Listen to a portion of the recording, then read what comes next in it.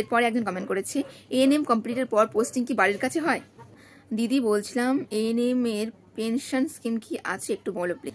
আচ্ছা, আরেকজন কমেন্ট করেছে, দিদি এএনএম ট্রেনিং এ সেলাই বা কাটাছেঁড়া করতে হয়, প্লিজ বলুন দিদি। Hello everyone, I am Barnali. Welcome back to my YouTube channel Barnali's lifestyle nursing. তো আগের দিন আমি একটা ANM GNM related QnA video post করেছিলাম এবং সেই ভিডিওর কমেন্টে তোমরা আরও নতুন নতুন অনেক জিনিস জানার জন্য আমাকে কমেন্ট করেছো। তো আমি ভাবলাম যে সেগুলো নিয়ে একটা সেপারেট ভিডিও করা যাক, আরও একটা পার্ট 2 কিউএনএ। তো সেই জন্যই আজকে আমি ভিডিওটা করতে বসলাম। তো আজকে আমি তোমাদের প্রত্যেকটা কমেন্টের অ্যান্সার দেবো এই ভিডিওতে। সেই ভিডিওতে তোমরা যারা যারা কমেন্ট করেছো, তো চলো ভিডিওটা স্কিপ না করে পুরোটা ওয়াচ করবে, তাহলে সমস্ত কমেন্টের অ্যান্সার তোমরা পেয়ে যাবে। তো চলো ভিডিওটা না দেরি করে শুরু করি। আর যারা যারা আমার চ্যানেল নতুন, অবশ্যই চ্যানেলটা সাবস্ক্রাইব করে পাশে থাকবে। আমি তোমাদের এএনএম সম্পর্কে অনেক কিছু ক্লিয়ার করবো। তো চলো ভিডিওটা শুরু করা যাক। তো এই ভিডিওটা কিন্তু সম্পূর্ণ এএনএম এবং জিএনএম রিলেটেড। তো প্রথম কমেন্টটা যে করেছে, এই যে দেখো, এই ভিডিও নিচে যারা যারা কমেন্ট করেছে আমি সবার কমেন্টের অ্যান্সার দেবো। তো প্রথম কমেন্টটা করেছে নিবেদিতা বিশ্বাস, আপগ্রেডেশন করতে চাইলে যে আপগ্রেডেশন ফর্মটা জমা দিতে হবে ওটা কোথায় জমা দিতে হবে, বা যদি আপগ্রেডেশন না করতে চাই তাহলে কোথায় নো আপগ্রেডেশন ফর্মটা জমা দিতে হবে, এটা একটু বলো। তোমরা ফার্স্ট কাউন্সিলিংয়ে যে স্কুলটা পাবে সেখানে গিয়ে ভেরিফিকেশন করবে এবং সেখানেই কিন্তু তোমরা যদি আপগ্রেডেশন করতে চাও তাহলে ইয়েস আপগ্রেডেশন, যদি না করতে চাও তাহলে নো আপগ্রেডেশন ফর্ম কিন্তু সেখানে জমা দিতে হবে। প্লাস তোমাকে এসে কিন্তু অনলাইনেও কিন্তু এটা সেম ভাবে করতে হবে। তোমার অ্যান্সার এটাই যে তুমি যে কলেজে প্রথমে চান্স পাবে সেখানে গিয়ে কিন্তু এটা জমা দিতে হবে। আচ্ছা, তারপরে একজন কমেন্ট করেছে, ধরো দিদি আমি ফার্স্ট চয়েসে যে কলেজটা দিয়েছি সেটা পেলাম না, তারপরের কোনো কলেজ পেলাম, তাহলে কি আমি আবার আপগ্রেড করতে পারো ফার্স্টটা পাওয়ার জন্য?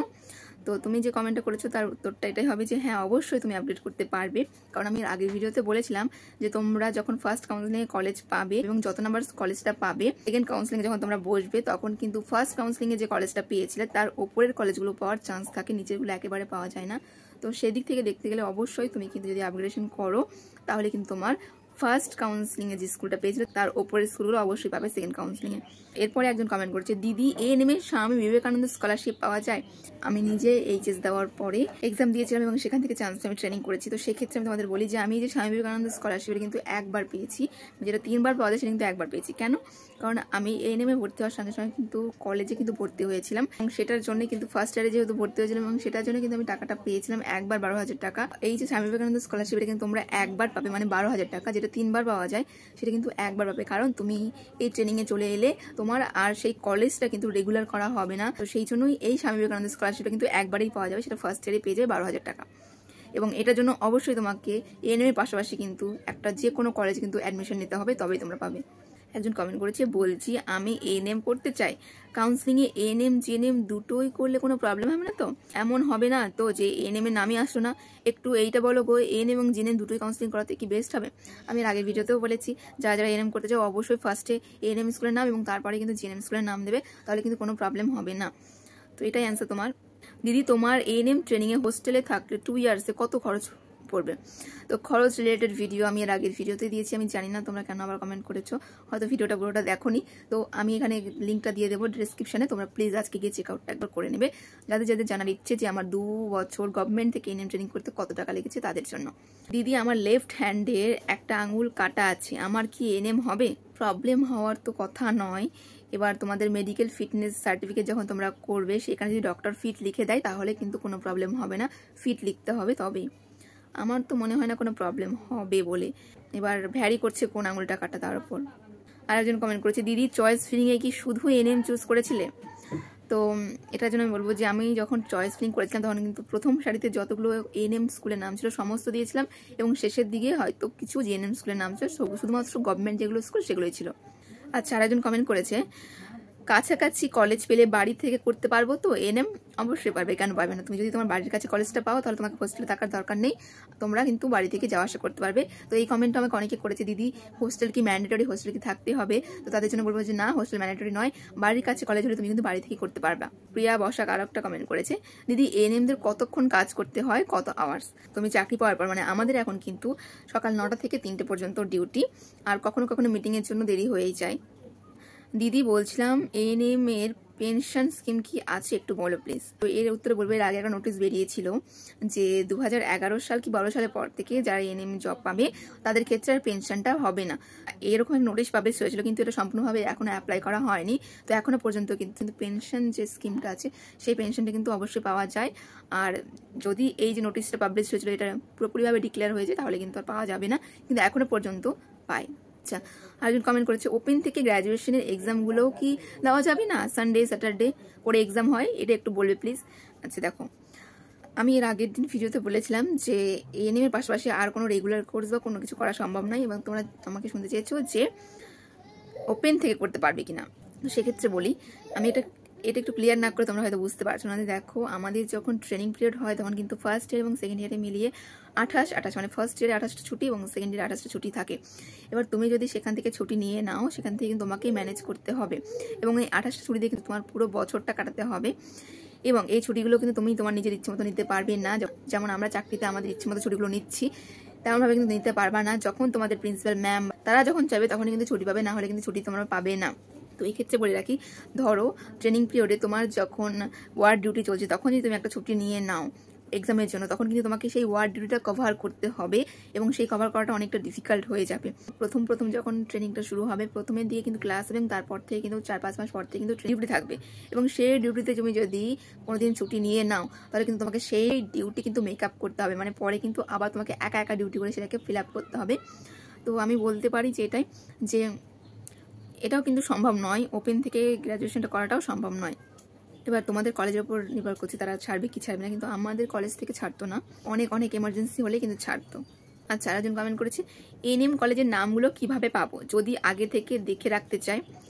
আচ্ছা, তো তোমাদের যখন তোমরা চয়েস ফিলিং করতে যাবা, মানে রেজিস্ট্রেশন করতে যাবা, তার আগে কিন্তু এটা ডিক্লেয়ার হয়ে যাবে যে এবছর কতগুলো এএনএম স্কুলের নাম আছে এবং কোন স্কুলে কতজনকে নেওয়া হবে। তো তখনই তোমরা জানতে পারবে, চয়েস ফিলিং এর আগেই জানতে পারবে, এটা নিয়ে কোনো টেনশনের কারণ নেই। আচ্ছা দিদি, রেজিস্ট্রেশন আর চয়েস ফিলিং কি একসঙ্গে করতে হয়, মানে একই দিনে হয়? এটা ভালো কোয়েশ্চেন করেছো। আমাদের সময় যখন আমরা করেছিলাম তখন কিন্তু রেজিস্ট্রেশন প্লাস চয়েস ফিলিং একই দিনে করতে হয়েছিল, আর এবছর হয়তো সেটাই হবে, রেজিস্ট্রেশন প্লাস চয়েস ফিলিং একই দিনেই হবে। আচ্ছা, আরেকজন কমেন্ট করেছে দিদি এএনএম ট্রেনিং এ সেলাই বা কাটাছেঁড়া করতে হয়, প্লিজ বলুন দিদি। এক্ষেত্রে বলি যে এএনএম ট্রেনিং এর ক্ষেত্রে সেলাই বা কাটাছেঁড়া ফার্স্ট ইয়ারে করতে হবে না, সেকেন্ড ইয়ারে গিয়ে নর্মাল ডেলিভারির সময় কিন্তু এপিজিওটমি দিতে হয়। তো এপি দেওয়া এবং রিপেয়ার করতে হবে দুটোই। বা তোমরা হয়তো আমার থেকে জানতে চাইবে যে এপিটা কি, বা নর্মাল ডেলিভারির সময় কিন্তু এপিজিওটমি দিতে হয়, এবং এপিজিওটমিটা কি তোমরা একটু সার্চ করে নিলে জানতে পারবে যে এপিজিওটমিটা কি। তো হ্যাঁ, একটু তো করতেই হবে, তোমাকে নিজে রিপেয়ার করতেও হবে এবং নিজে এপি দিতেও হবে। তো এটা কিন্তু করা হয় সেকেন্ড ইয়ারে, তো একটু তো কাটাছেড়া করতেই হবে। আরেকজন কমেন্ট করেছে কাউন্সিলিংয়ের সময় রেসিডেন্সিয়াল সার্টিফিকেট আর মেডিকেল ফিটনেস সার্টিফিকেট লাগে নাকি ওটা অ্যাডমিশনের সময় লাগে, প্লিজ রিপ্লাই দেবে। তো এই যে দুটো সার্টিফিকেটের কথা বললে, এগুলো কিন্তু কোনোটাই তোমার রেজিস্ট্রেশন করার সময় লাগছে না, সম্পূর্ণটা কিন্তু লাগছে তোমার অ্যাডমিশন হওয়ার সময়, মানে তুমি চান্স পাবে তারপরে কিন্তু এগুলো অ্যাডমিশন করার সময় লাগছে। আরেকজন কমেন্ট করেছে দিদি এএনএম এর ইংলিশে পড়তে হয় কোন কলেজগুলোতে, জানলে প্লিজ বলো। নর্থের দিকে যে স্কুলগুলো আছে সেখানে এএনএমটা ইংলিশে করানো হয় আমি শুনেছি, এছাড়া বাকি যেগুলো স্কুল আছে সেখানে কিন্তু ইংলিশ এবং বেঙ্গলি দুটোতে কিন্তু পড়ানো হয়, এবং তুমি কিন্তু এক্সামের সময় কিন্তু ইংলিশ প্লাস বেঙ্গলি দুটোতে কিন্তু লিখতে পারবা। আর এর আগেও একটা আমি ভিডিও করে বলেছিলাম তোমাদের, এএনএমে কিন্তু দু রকমই পড়ানো হয়, ইংলিশ বাংলা দুটো, এবং তোমাদের যেটা অ্যানাটমি আছে সেক্ষেত্রে কিন্তু একেবারে ইংলিশেই পড়ানো হয় এবং ইংলিশে প্রায় লেখানো হয়। সব স্কুলে কিন্তু ইংলিশ এবং বেঙ্গলি দুটোই পড়ানো হয়। নর্থের দিকে যে স্কুলগুলো আছে সেখানে কিন্তু ইংলিশটাকে একটু বেশি প্রেফার করা হয়। দিদি প্লিজ রিপ্লাই দাও, এএনএম এর সঙ্গে কি ডিস্টেন্সে গ্র্যাজুয়েশন করা যাবে? তো এটার অ্যান্সার আমি একটু আগে দিয়ে ফেলেছি যে আমাদের 28টা ছুটি থাকে ট্রেনিং পিরিয়ডে প্রত্যেক ইয়ারের জন্য, এবং সেই ছুটি থেকে তুমি যদি ছুটি নাও তাহলে তোমাকে সেটা পরে ম্যানেজ করতে হবে। তো এর তো বলে রাখি যে দেখো, তোমরা সানডে ছুটি পাবে, মানে তুমি সানডেই ছুটি পাবে, তোমাকে কিন্তু সোমবার এসে আবার জয়েন করতে হবে, মানে তুমি যাওয়া আসা মিলিয়ে কিন্তু 2-3 দিন ছুটি পাবে না। আর যদি পাও তাহলে সেটাকে তুমি পরে কিন্তু তোমাকে ম্যানেজ করতে হবে। তো আমার মনে হয় না যে এএনএম ট্রেনিং এর সঙ্গে ডিস্টেন্স আবার গ্র্যাজুয়েশনটা করা যাবে বলে। আর যদি তোমাদের কলেজ পারমিশন দেয়, ছুটি দেয়, অবশ্যই হবে, সব কলেজে কিন্তু অ্যালাউ করবে না। আরেকজন কমেন্ট করেছে দিদি এএনএম এর সিলেবাস কি খুব হার্ড হয় ট্রেনিং পিরিয়ডে? তো ট্রেনিং পিরিয়ডে বলতে গেলে অ্যানাটমিটা ফার্স্ট ইয়ারটা একটু টাফ, সেকেন্ড ইয়ারটা আমার মনে হয় যে তেমন অতটা নয় ফার্স্ট ইয়ারের মতো। তো হ্যাঁ, সেকেন্ড ইয়ারটা ভালো লাগবে ফার্স্ট ইয়ারটাতে, কারণ ফার্স্ট ইয়ারটা মনে রাখতে হবে বেশি, মানে তোমাকে মুখস্থ করতে হবে, আর সেকেন্ড ইয়ারটা তোমরা যেহেতু হাতে করবে এবং প্র্যাকটিক্যাল করবে, তোমরা হাসপাতালে করবে এবং প্রায় এক্সাম দিতে হবে, তো সেকেন্ড ইয়ারটা অতটা কঠিন মনে হবে না। আর একজন ভালো কমেন্ট করেছে, আপগ্রেডেশনে যদি অন্য কলেজ না পায় তাহলে আগের কলেজটা থাকবে নাকি ওটাও চলে যাবে হাত থেকে? Please answer. তো তোমরা যখন একটা কলেজ পাচ্ছ সেই কলেজে গিয়ে তোমাদের কিন্তু আগে অ্যাডমিশন হতে হবে, এবং সেখানে গিয়ে যখন তুমি অ্যাডমিশন হয়ে যাবে তখনই কিন্তু সেখানে ইয়েস আপগ্রেডেশন এবং নো আপগ্রেডেশন ফর্ম জমা দিতে হচ্ছে। তো সেক্ষেত্রে কিন্তু তুমি যদি ইয়েস আপগ্রেডেশনও করো তাহলে তোমার সেই কলেজে থাকছে, নো আপগ্রেডেশন করলেও কিন্তু সেই কলেজটা তোমার থাকছে। কলেজ হাতছাড়া হওয়ার মতো কিন্তু কোনো রকম কিছু নেই এখানে, মানে কলেজ হাতছাড়া হবে না। তুমি যতগুলো কাউন্সিলিংয়ে বসো না কেন, আমার কিন্তু ফার্স্টে যদি তুমি স্কুলটা পেয়েছিলে সেটা কখনোই হাত থেকে যাবে না, যদি একবার সেখানে অ্যাডমিশন হয়ে যাও। এবার যদি তুমি অ্যাডমিশনই না হও তাহলে কিন্তু সেটা চলে যাবে। একজন বলছি দিদি 2000 টাকা নিত, বলছো খাবার খেতে দিত। তো আমি তাকে একটা কথা বলছি বোনটাকে, বোন তুমি আমার আগের ভিডিওগুলো দেখো, মানে এই চ্যানেলে অনেক ভিডিও আছে আমরা কি খেতাম, আমাদের হোস্টেল লাইফ কেমন ছিল, তাহলে তুমি জানতে পারবে যে আমরা আদৌ খেতাম নাকি জল খেয়ে থাকতাম। দিদি আমাদের র্যাঙ্ক কার্ড কবে দেবে, তারপর র্যাঙ্ক কার্ড পাবার কতদিন পর রেজাল্ট পাবো? এক্সাম দেওয়ার পর যে রেজাল্ট, ফার্স্ট রেজাল্ট, সেটা কিন্তু যে র্যাঙ্ক কার্ডটা পাবে সেটাই তোমাদের প্রথম রেজাল্ট। তারপর যখন তোমরা রেজিস্ট্রেশন করবে তখন যে রেজাল্টটা পাবে সেখানে কিন্তু তোমাদের কোন স্কুলে চান্স পাচ্ছ কি পাচ্ছ না সেটা লেখা থাকবে। তো তোমাদের প্রথম রেজাল্ট বলতে এই র্যাঙ্ক কার্ডটা কিন্তু রেজাল্ট, এবং কাউন্সিলিং যদি করো তারপরে কিন্তু তোমরা আবার রেজাল্ট পাবে, নাহলে কিন্তু পাবে না। কিন্তু যদি কেউ না কাউন্সিলিং করে, কোনো রেজিস্ট্রেশন না করে, তার আগে কিন্তু সবাই কিন্তু এই রেজাল্টটা পাবে, যেটা হচ্ছে র্যাঙ্ক কার্ড। যদি হোস্টেলে একটা রুমে কতজন থাকে, তো এই কমেন্টের অ্যান্সার দেওয়ার আগে আমি বলি যে দেখো প্রত্যেকটা হোস্টেল মানে প্রত্যেকটা স্কুলের হোস্টেল ফেসিলিটি কিন্তু সম্পূর্ণ আলাদা। আমাদের কেমন হোস্টেল ফেসিলিটি ছিল আমি কিন্তু নিচে ভিডিওটা দিয়ে দেবো, তোমরা একবার দেখে নিও। তো আমরা যে রুমে থাকতাম সেখানে কিন্তু আমাদের একটা কোয়ার্টারের মধ্যে 2টো রুম ছিল এবং একটা রুমে 3 জন করে থাকতাম। তো কেমন কি ফ্যাসিলিটি ছিল আমি নিচে ভিডিওটা দিয়ে দিচ্ছি, তোমরা দেখে নিও, কারণ মুখে বলাটা সম্ভব নয়। আর আমার একটা বান্ধবী যে আমার সঙ্গে এখন থাকে, অর্পিতা, তাদের কিন্তু একটা পুরো হলঘর ছিল এবং সেই হলঘরে কিন্তু 13 থেকে 14 জন থাকতো, এবং তাদের জন্য কিন্তু বেশি বাথরুমের ফ্যাসিলিটি ছিল না। তো এরপরে তোমরা যে কমেন্টটা করেছো অনেকেই করেছো এবং অনেকে রিকোয়েস্ট করেছো ভিডিওটা বলার জন্য যে এএনএম ট্রেনিং কমপ্লিট করার পর পোস্টিংটা বাড়ির কাছে হবে নাকি দূরে হবে। তো আমি আগে তোমাদের একটা অর্ডার দেখিয়ে নিই, অর্ডার কপি, যেটা আমাদের গভর্নমেন্ট থেকে অর্ডার কপি বেরিয়েছে। তো আমি স্ক্রিনে দিয়ে দেবো, তোমরা একবার দেখো। তো এই অর্ডার কপিতে বলা হয়েছে যে প্রথম পোস্টিং মানে এএনএম ট্রেনিং কমপ্লিট করার পর প্রথম পোস্টিং আমাদের পশ্চিমবঙ্গের ওয়েস্ট বেঙ্গলের যে কোনো ডিস্ট্রিক্টে হতে পারে, যে কোনো ডিস্ট্রিক্টে। প্রথম কথা এটাই। এবং সেকেন্ডলি বলা আছে দেখো যে ট্রান্সফারের যে ব্যাপারটা, যে 1 বছর চাকরি করার পর আমরা মিউচুয়াল ট্রান্সফার নিতে পারবো যদি দূরে আমাদের পোস্টিং হয়। এবং মিউচুয়াল ট্রান্সফারটা কি, মানে ধরো তোমার ডিস্ট্রিক্টে কেউ আছে এবং তুমি তার ডিস্ট্রিক্টে চাকরি পেয়েছো, তো দুজন কিন্তু তোমরা নিজেদের মধ্যে মিউচুয়াল করে নিজের নিজের ডিস্ট্রিক্টে চলে আসতে পারো। এবং 3 নম্বর যেটা বলা হয়েছে, মানে আমরা 3 বছর চাকরি করার পর তবেই কিন্তু আমরা নিজের ডিস্ট্রিক্টে আসার জন্য অ্যাপ্লাই করতে পারবো। সেই বছরে যে আসবে তেমন কোনো কথা নেই, অ্যাপ্লাই করতে পারবো। তো এইটাই হচ্ছে আমাদের সেই নোটিশটা। এবার বলে রাখি যে দূরে আর কাছের ব্যাপারটা, যদি তোমার ট্রেনিং কমপ্লিট করার পর দেখছো যে তোমাদের ডিস্ট্রিক্টে মানে তুমি যে ডিস্ট্রিক্টে থাকো সেই ডিস্ট্রিক্টে ভ্যাকেন্সি আছে, মানে সিট ফাঁকা আছে, তবেই তুমি নিজের ডিস্ট্রিক্টে চাকরিটা পাবে। এবং যদি দেখা যাচ্ছে তোমার ডিস্ট্রিক্টে কোনো ভ্যাকেন্সি নেই তাহলে তুমি পশ্চিমবঙ্গের যে কোনো জায়গায় চাকরি পেতে পারো। যেমন আমার বাড়ি দক্ষিণ দিনাজপুর, এবং দক্ষিণ দিনাজপুরে 7টা ব্লক আছে। আর সে কারণে আমাদের যে বছর পোস্টিং হয় সে বছর কিন্তু কোনো ভ্যাকেন্সি দেখায়নি আমাদের সিএমওইচ অফিস থেকে, যার কারণে আমাদের পোস্টিং পূর্ব বর্ধমানে হয়েছে। কারণ পূর্ব বর্ধমানের যে ডিস্ট্রিক্টটা সেখানে 31টা ব্লক নিয়ে তৈরি, 31টা ব্লক, আর কোথায় আমাদের দক্ষিণ দিনাজপুর 7টা ব্লক।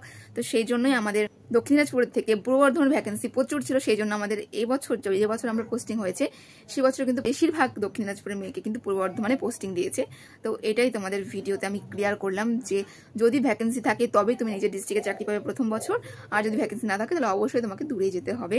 এর সঙ্গে সঙ্গে আমি বলে রাখি যে এই যে পোস্টিংয়ের ব্যাপারটা আমাদের ট্রেনিং কমপ্লিট করার পর এটা কিসের উপর ডিপেন্ড করে করা হয়। তো প্রথমে বলবো যে প্যানেল লিস্ট যেটা বেরোয় সেটা অবশ্যই মার্কসের উপর নির্ভর করে বেরোয়, যে প্যানেল লিস্টটা আমাদের বেরোবে পোস্টিংয়ের।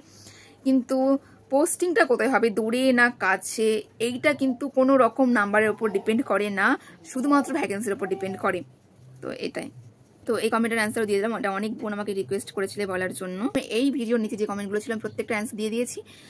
কিছু সবাই বলেছো নাম্বার নিয়ে এসসিতে 50 সে চান্স পাবে কিনা। তো র্যাঙ্ক কার্ড বেরোনোর পর কিন্তু এটা আরও স্পষ্টভাবে বলা যাবে যে র্যাঙ্কটা কতটা নামছে। কিন্তু 50-এর আগের বছর অনেকে চান্স পেয়েছে, অনেকে। তো এবছর না 50-এর চান্স পাবো কিনা, 54 পেয়েছি আমি, এই নেমে চান্স পাবো কিনা।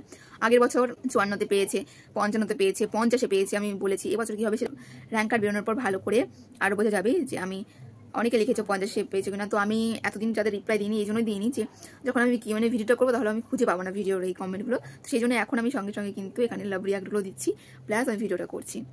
দিদি এসটিদের কাট আপ কত যেতে পারে, তো এসটিদের কিন্তু অনেকটা কাট আপ যায়, অনেকটা নিচে চলে আসে। কিন্তু আমি বলবো এবছর 45, 45, 40ও নামতে পারে নাম্বার, আমার মনে হচ্ছে নাম্বার।